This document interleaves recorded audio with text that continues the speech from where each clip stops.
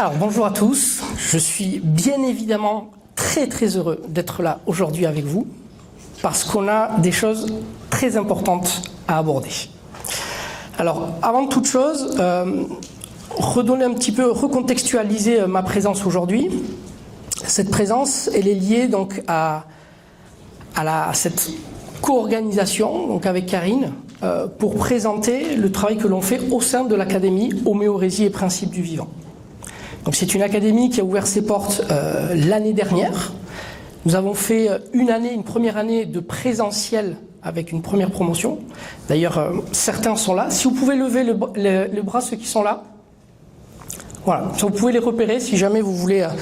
Merci beaucoup. Et cette année, on a fait une deuxième promotion, mais par contre en distanciel, pour permettre à ceux qui ne pouvaient pas se déplacer, ou qui étaient loin, ou qui n'avaient pas forcément l'opportunité de pouvoir suivre en même temps que tout le monde les formations, puissent quand même nous rejoindre. Et donc aujourd'hui, je suis aussi là pour vous présenter la philosophie de notre travail. Et donc, dans la présentation que je vais vous faire, il va y avoir des bribes de ce que nous avons déjà vu. Le fil conducteur, toute la philosophie va suivre tout le long. Et évidemment pour les académiciens, il va y avoir une introduction déjà de tout ce qui est à venir. Donc vous aurez à peu près un mix de ce que vous allez retrouver si vous décidez de rejoindre cette aventure avec nous. En sachant que la formation se constitue en plusieurs modules, et le module suivant, qui est le module de l'hormèse, commence le mois prochain. Et donc on en dira quelques mots. Alors, en 2 heures, et encore là un petit peu moins, on ne peut pas objectivement faire grand-chose. Il y a 2 possibilités qui s'offrent à nous.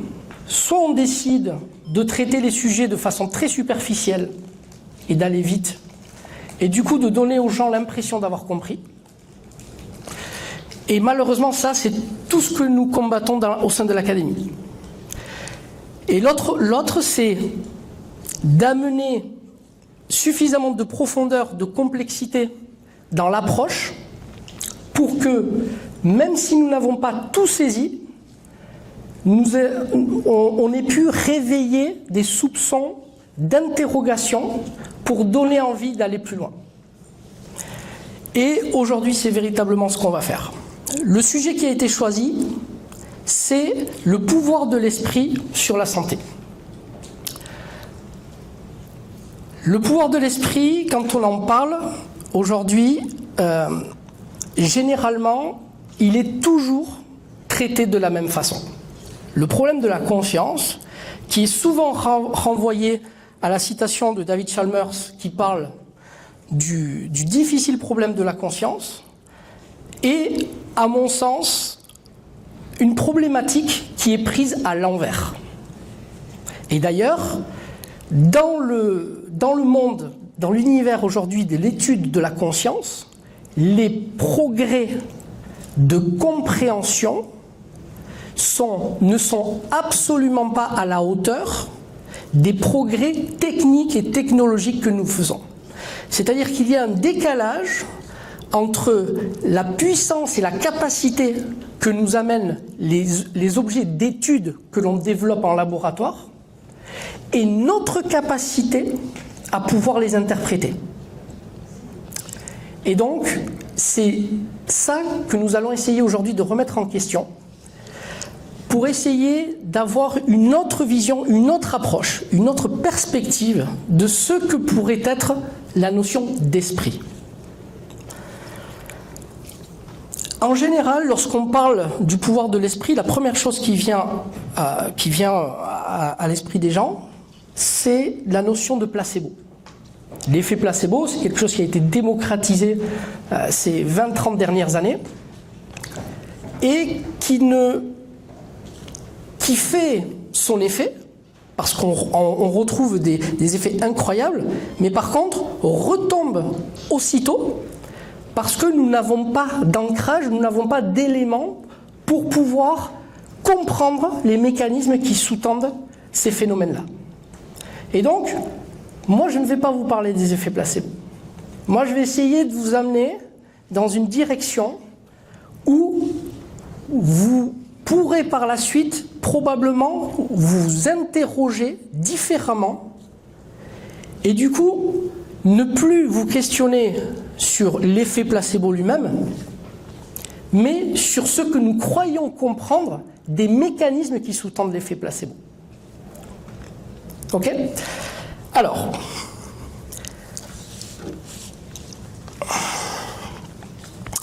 la première chose,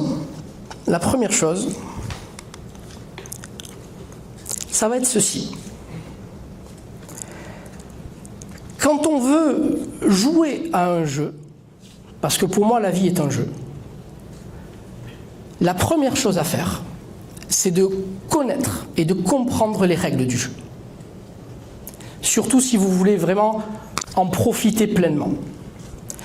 Et donc, comme le disait parfaitement Mark Twain, le plus gros problème, ce n'est pas ce que vous ne savez pas ou ce que vous ignorez. Parce qu'aujourd'hui, vous savez, on a peur de ce qu'on ignore. On préfère se persuader que l'on sait quelque chose plutôt que d'admettre que peut-être on ne sait pas.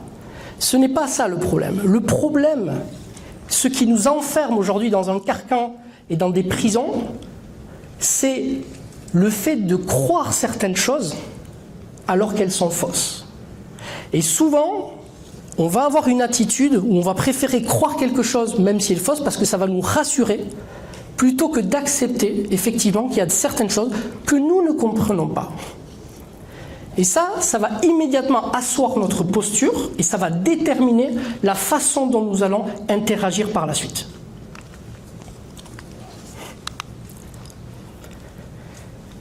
Alors ça, c'est quelque chose qui nous suit et qui nous poursuit. Cette citation de saint Thomas, qui nous explique effectivement qu'on ne croit que ce qu'on voit. Vous avez dû l'entendre déjà de nombreuses fois. Vous l'avez probablement même vous-même utilisé, cette expression. Et pourtant, depuis maintenant au moins 40 ans, on sait que c'est totalement faux. On sait que c'est totalement faux et que c'est l'inverse. C'est-à-dire que ce que nous a enseigné toutes les sciences, et je ne parle pas uniquement des sciences cognitives, toutes les sciences, notamment de l'éducation, et notamment la psychologie et la psychanalyse, c'est que le cerveau ne voit justement que ce que lui-même croit. C'est-à-dire que ce qui va déterminer votre capacité à appréhender la réalité, c'est dans une certaine mesure ce que le cerveau va valider ou pas. Et donc on se retrouve déjà dans un mécanisme où nous sommes auto-limités et que si nous ne connaissons pas ce simple principe, eh bien en fait nous pouvons passer notre vie à nous persuader d'illusions et finalement de s'enfermer nous-mêmes dans un paradigme que nous n'aurons pas souhaité, mais qu'on nous aura imposé.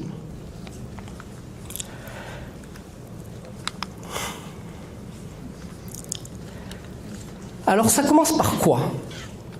Comment est-ce que ce cerveau, comment est-ce que nos croyances vont nous permettre de projeter sur ce monde ce que nous pouvons vraiment croire et ce que nous pouvons ne pas croire. Alors, tout le monde connaît cette image, je suppose. Pour ceux qui ne connaissent pas cette image, pour tous ceux qui ne connaissent pas cette image, c'est un canne à pain. C'est comme ça que l'a nommé mon fils. C'est un canne à pain. Et ça, c'est un des principes qu'a développé donc Thomas Kuhn dans la structure des révolutions scientifiques.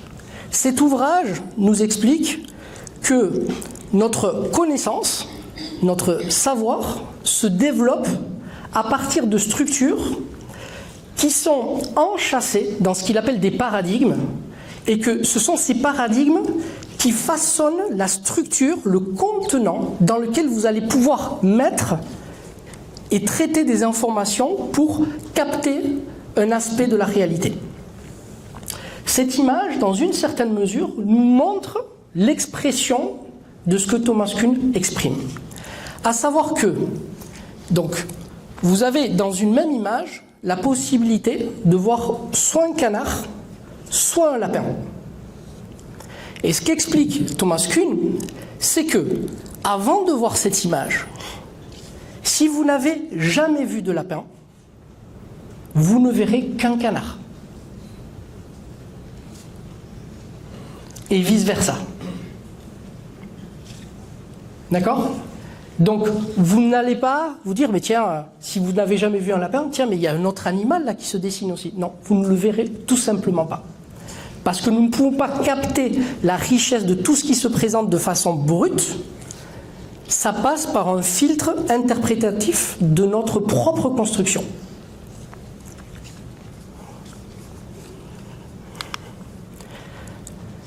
Pour ça, on va faire un petit test.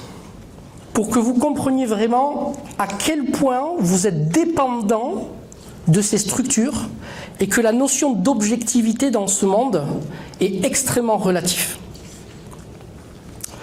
Imaginez-vous que je vous embarque tous dans un vaisseau spatial et je vous amène très loin d'ici, visiter une autre galaxie et même une nouvelle planète qui n'a absolument rien à voir avec ce monde ici, et donc tous les repères que vous avez ici ne sont plus valables. D'accord ? Vous êtes dans quelque chose de totalement nouveau. Imaginez désormais que le paradigme que je vous crée, parce que pendant le voyage, je vous explique ce que vous allez rencontrer dans ce pays et dans ce monde. Et donc je vais vous donner des détails. Et imaginez que ces détails qui vont construire ce paradigme, c'est cette image. Je veux dire, ce qu'on va rencontrer là-bas, c'est ça. On va rencontrer ça. Vous allez vous imprégner, vous allez commencer déjà à modéliser des éléments dans votre cerveau et vous allez commencer à vous imaginer à quoi est-ce que cela peut ressembler. D'accord ? Et maintenant, je vais vous montrer l'image de ce que vous voyez lorsque nous arrivons dans ce monde.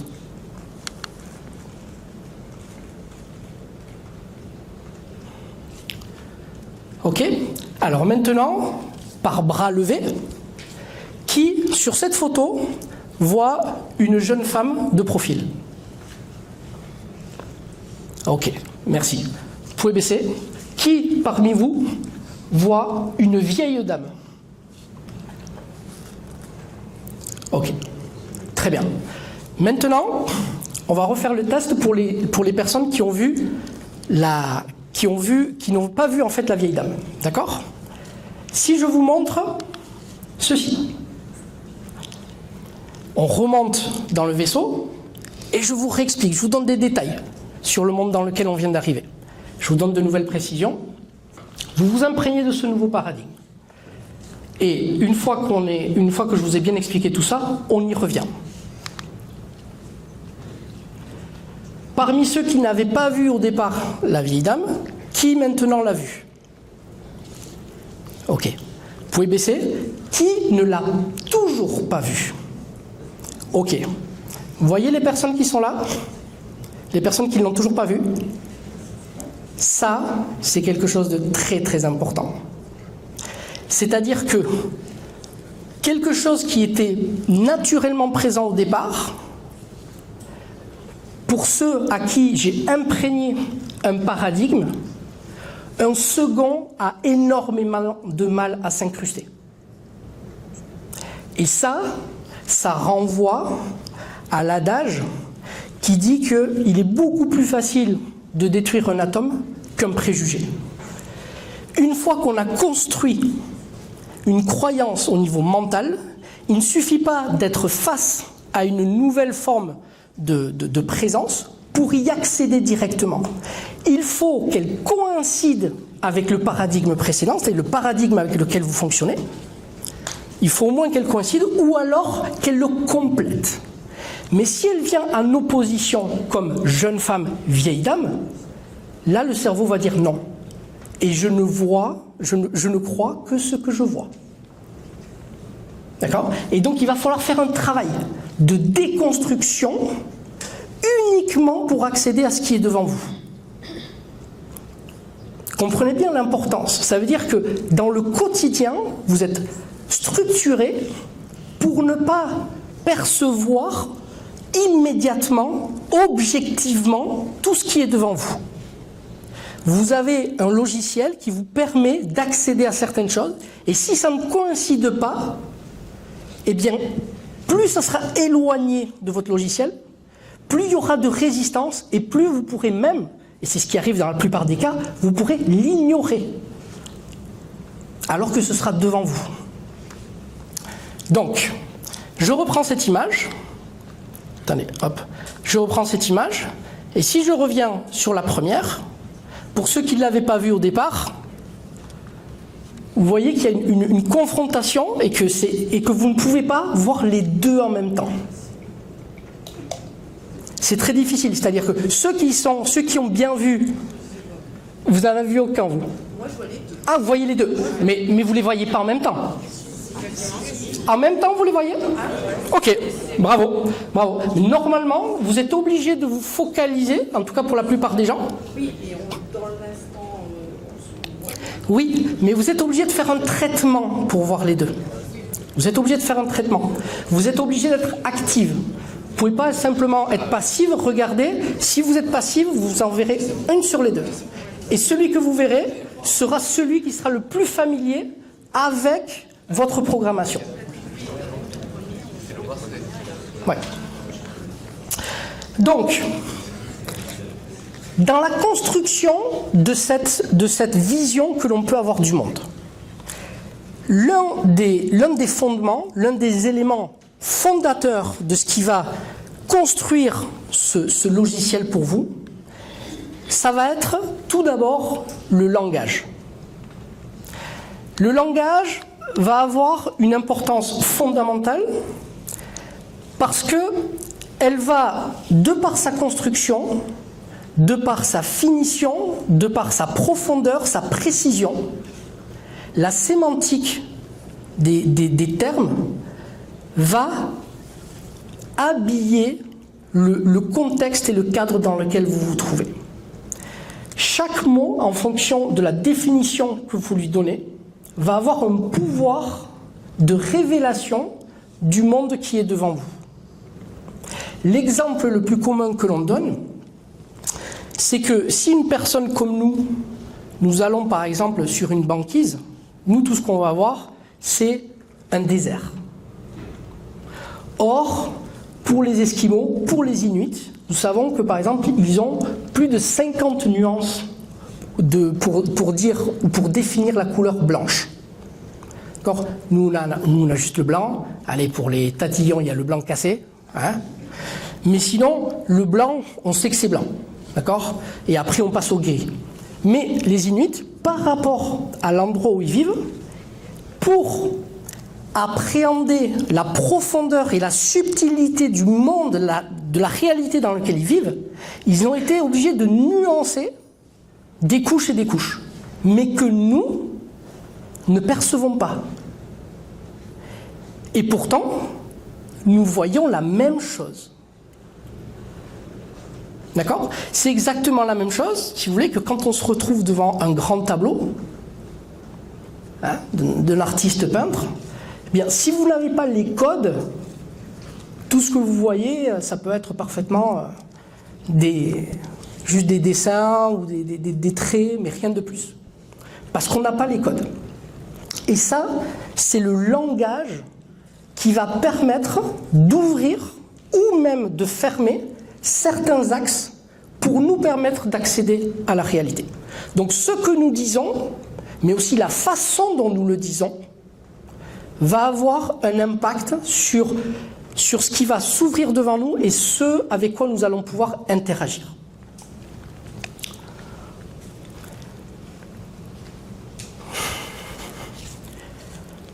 le côté extrêmement pervers de cette approche linguistique, c'est que le mépris qui a été donné à la langue de façon générale a eu des conséquences dévastatrices. Dévastatrices parce qu'elle a appauvri notre rapport à la réalité et donc elle nous a éloignés de sa complexité. Et donc nous ne sommes plus capables non seulement entre nous de communiquer de façon suffisamment subtile pour l'apprécier, mais surtout nous n'avons plus accès face à nous à la présence de cette complexité. Et donc beaucoup des grands concepts et des grandes théories ont été aujourd'hui appauvris et subissent des contresens, des contre-vérités à cause de ce problème de langage. Et l'un des exemples, et c'est la raison pour laquelle je vous parle de ça, l'un des exemples caractéristiques, notamment dans le domaine de l'esprit, c'est la question du cerveau. Le cerveau est un sujet, ça a été pour l'humain, en tout cas pour l'humain scientifique du 19e siècle, ça a été la porte d'entrée de l'étude de l'esprit et de la conscience.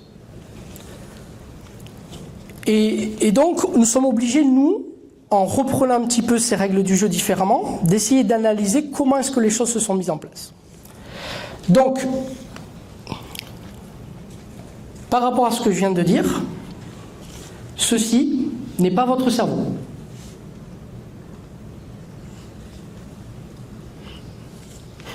D'accord ? Alors je sais qu'on vous le présente comme ça depuis très longtemps, qu'on en parle encore comme ça, mais c'est faux. C'est faux d'en parler comme ça parce que nous savons parfaitement aujourd'hui que ce n'est absolument pas le cas. Absolument pas le cas. Et ça, c'est problématique parce que les conséquences d'une représentation telle que celle-ci de notre façon de fonctionner va vous amener à adopter des attitudes qui vont vous enfermer dans quelque chose qui est restrictif, qui est réductionniste et qui n'a absolument rien à voir avec la réalité. D'ailleurs, je me souviens quand ça, si vous voulez, c'est quelque chose qui est simplement issu des premières études qui avaient été faites par De Broca, qui a étudié et délimité les différentes aires du cerveau, d'accord, et qui a observé effectivement qu'il y avait une latéralisation sur certains systèmes. Mais cette latéralisation qui effectivement existe sur certaines fonctions n'est absolument pas généralisable. Le problème, c'est que quand c'est passé au grand public et que ça a été vulgarisé, eh bien en fait, on en a fait une généralité et on a créé ce modèle qui peut être séduisant parce qu'il correspond dans une certaine mesure à la façon dont aujourd'hui on conçoit la société, de quelque chose de très manichéen, mais qui n'a rien à voir avec la réalité. Et donc moi j'ai toujours été, lorsque je regardais ce genre de choses, ça me faisait toujours sourire parce que je m'imaginais en train d'expliquer ça à probablement l'une des personnalités historiques qui m'a le plus inspiré, qui est Léonard de Vinci. Et je me suis toujours imaginé en train d'expliquer, en train de remonter dans le temps et de dire à Léonard, mais tu sais que t'es quoi toi plutôt, t'es cerveau gauche, t'es cerveau droit, comment ça se passe? Parce qu'il faut bien savoir qu'à l'époque de la Renaissance, et même après, contrairement à aujourd'hui, c'est pour ça que je vous dis que ça répond presque à une nécessité sociale. C'est qu'à l'époque, on était à la fois un poète et à la fois un mathématicien. On était à la fois médecin et à la fois on pouvait tout aussi bien travailler la sculpture. Et ça, c'était, je dirais, la normalité. C'était vraiment la norme. Alors qu'aujourd'hui, la tendance, elle est complètement inversée. C'est-à-dire qu'aujourd'hui, la tendance, elle est de vouloir séparer, catégoriser les gens en essayant de les amener vers une forme de spécialisation. Sauf que, ce que j'expliquais hier, on en discutait avec Benjamin, la spécialisation, plus vous vous spécialisez dans quelque chose, plus vous devenez amateur de tout le reste. Il faut bien comprendre. Et donc, vous pouvez être un super spécialiste de quelque chose, sauf que pendant ce temps-là, en fait, vous devenez amateur. Donc, en général, quand on est un spécialiste, c'est super, mais de 1%. Et on devient du coup très amateur de 99%. Or, nous vivons, nous, dans un 100%. Nous interagissons dans un monde, dans une vie qui est globale, qui est systémique. Notre vie, elle n'est pas dans ce que vous étudiez au labo. Elle est dans l'imprégnation, dans la façon dont vous intégrez tout ce que vous vivez au quotidien dans l'interaction avec les gens. Et donc là, il y a un vrai problème de cause à conséquence qu'il est, à mon sens, important de relever. Il y a notamment une anecdote très importante qui avait eu lieu, je crois que c'est en 2007. Je pense que beaucoup d'entre vous en ont entendu parler.